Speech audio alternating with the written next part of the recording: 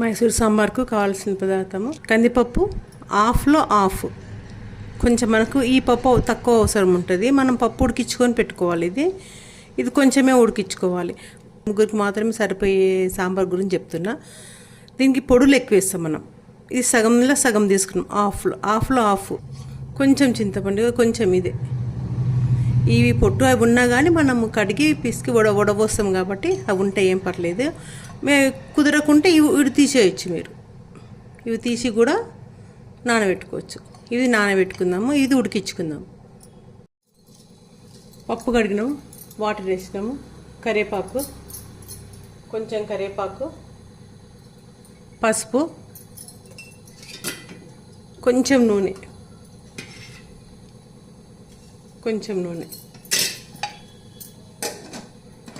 పెట్టి 3 విజిల్ పెడతాం.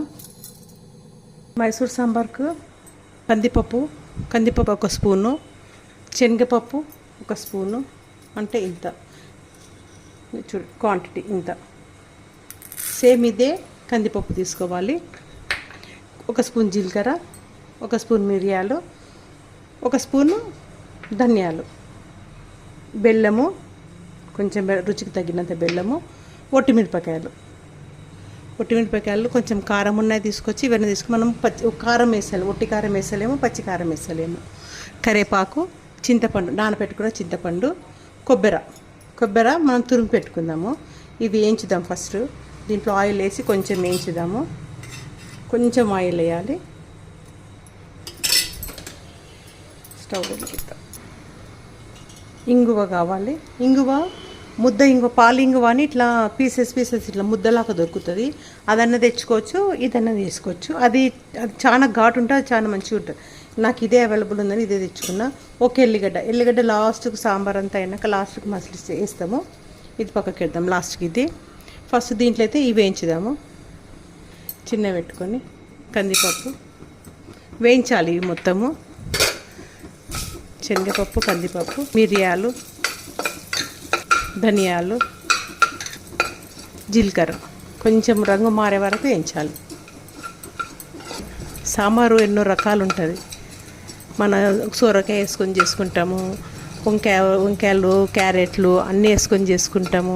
ఓన్లీ ఉల్లిగడ్డ, టమాటా వేసుకొని చేస్తే అది పప్పుచారు అంటాము.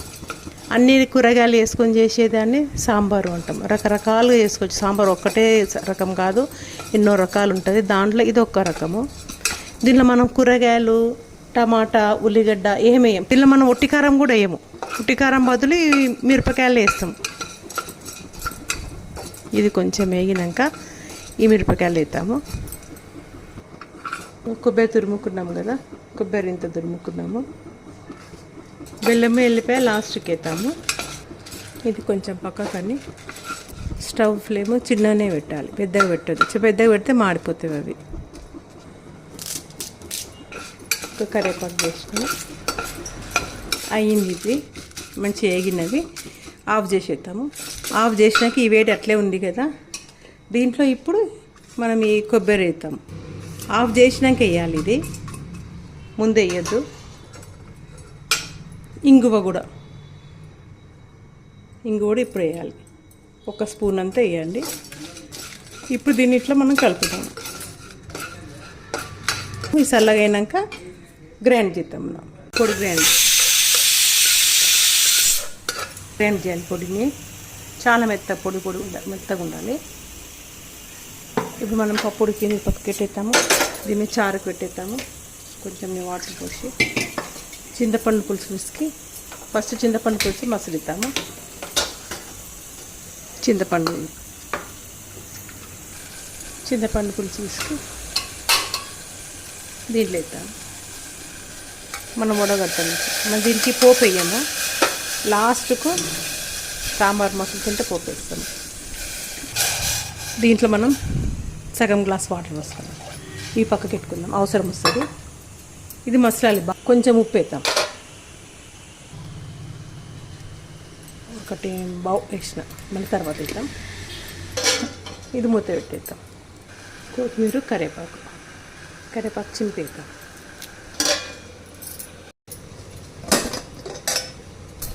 మెత్తగా చేయాలి పూర్తిగా. మనకు పప్పు కనపడవద్దు, పూర్తి మెత్తగా చేసేయాలి దీన్ని. కొంచెమే పప్పు ఉడికించాను చూడండి, ఎక్కువ ఉడికియలేదు, కొంచెం పండు పులుసు వేసి అది అలాగే అది మసులుతుంది. ఇప్పుడు మనం దీన్ని ఇక్కడ వేసేద్దాం. కొంచెం వాటర్ పోసి మొత్తం వేసేద్దాం. ఇక్కడ పక్క రెమ్మలు ఉన్నాయి కదా, ఇవి కూడా వేసేద్దాం, ఉడికిపోతుంది. కొంచెం కొత్తిమీర ఇప్పుడు వేద్దాం. సిమ్ములో పెట్టాలి, లేకుంటే గడ్డ కడుతుంది, ముద్ద అవుతుంది లోపల. ఈ పొడి మొత్తం వేసేద్దాం. చిక్కగా ఉండొద్దు ఇది, అంటే చిక్కగా ఉండొద్దు, పూర్తిగా నీళ్ళు కూడా ఉండొద్దు. అందుకని మనం ఈ పొడి వేస్తాం కాబట్టి పప్పు కొంచెం వేసినాం, 1 గ్లాస్ పప్పు వేయలేదు, సగంలో సగం వేసినాం. ఈ పొడి ఉంది కదా, ఈ పొడి మొత్తం వేసేద్దాం. మనము దీంట్లో కొబ్బరి వేసినాం కదా, కొబ్బరి ఫ్రెష్గా ఉన్నది వేయాలి. కొంచెం కొబ్బరి ముక్క పట్టిన కొబ్బరి ఉన్నా కానీ సాంబార్ మొత్తం టేస్ట్ ఖరాబ్ అయిపోతుంది. అని చిక్కగా చూడండి, ఇంతకితం నీళ్ళు ఉన్నది కదా, వాటర్ ఉన్నది, పొడియగానే చిక్కగా అయింది. ఇంత చిక్కగా అవసరం లేదు మనకు. ఇప్పుడు మనం కొంచెం పులుపు చూద్దాం. ఇట్లా గడ్డలు కడుతుంది, మనం మొత్తం గడ్డలు లేకుండా కలపాలి. కొంచెం ఉప్పు తక్కువ ఉంది, ఉప్పు అప్పుడు 1.5 వేసినాం కదా, ఇప్పుడు 1 పెడతాం, మసులుతుంది అది. ఎల్లిపాయలు దంచి వేస్తాం దాంట్లో, కచ్చా పచ్చ దంచి, పూర్తి మెత్తగా అవసరం లేదు, కచ్చా పచ్చనే. నేను పొట్టు కూడా ఏంది, రెండింటికి పొట్టు తీసిన, మిగతా అవన్నీ పొట్టు అట్లనే ఉన్నాయి, మొత్తం వేయలేదు, మొత్తం పొట్టు తీయలేదు. ఇప్పుడు ఇంత కొత్తిమీర వేసేద్దాం. బెల్లం, దీన్ని పక్కకు వేసుకుందాము. పోపు వేసుకుందాము. నెయ్యి 1 స్పూన్ వేద్దాం. నెయ్యి కొంచెం వేసినాము. అందులోకి ఆవాలు, జీలకర్ర, మిరపకాయలు ఉంటే మిరపకాయలు వేయచ్చు. ఇంకా మీ ఇష్టం, ఉల్లిగడ్డలు వేసుకోవాలి అనుకుంటే వేసుకోవచ్చు, నేనైతే ఉల్లిగడ్డలు వేస్తలేను. కరివేపాకు కొంచెం, ఇంకో దానిలో వేసినాం కదా, పోరింపులు కొంచెం వేద్దాం అంతే. ఇప్పుడు ఇది దీంట్లో వేద్దాం అంతే. దీంట్లో మనం ఏం వేయలే, ఉల్లిగడ్డలు కానీ పచ్చిమిరపకాయలు కానీ. ఇప్పుడు ఈ పుల్లలు తీసేద్దాము. మనం చింతపండు వేసినప్పుడు ఈ గిన్నె మీద చింతపండు పడింది కదా, ఈ చింతపండు పడింది, మాడింది చూడు, ఇటు మాడింది చింతపండు. మనం సాంబార్ మసాలా కొద్దీ ఈ గిన్నె మాడుతుంది. ఇంత జోరుకుంటే చాలు, గట్టిగా ఉండాల్సిన అవసరం. సాంబార్ అంటే మనం గట్టిగా చేసుకుంటాం, కూరగాయలు చేసుకుంది గట్టిగా చేస్తాం కదా, ఇది గట్టిగా ఉండొద్దు. కొత్తిమీరకి మూసి పెట్టుకుంటాం. ఇది వేడి అన్నంలోకి తింటే బాగుంటుంది. ఇది బౌల్లోకి వేసుకుందాం కొద్దిసేపు అయినాక. సాంబార్ అయ్యింది, పుండికూర చట్నీ కూడా అయ్యింది, అన్నం కూడా రెడీ అయిపోయింది. అన్నము, సాంబారు, పుండికూర చట్నీ, మైసూర్ సాంబార్, అన్నము, మైసూర్ సాంబార్. ఇదే పుండికూర చట్నీ కూడా తీసేస్తున్నాం. రెడీ అయింది. ఒక లడ్డు మనం ప్రిపేర్ చేసుకుని మోతిచూర్ లడ్డు, అన్నం,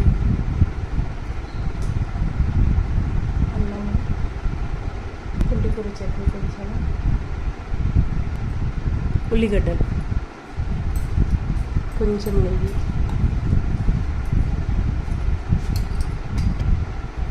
పాపడు, పెరుగు,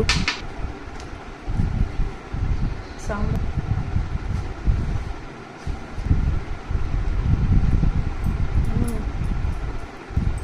సూపర్ ఉంది.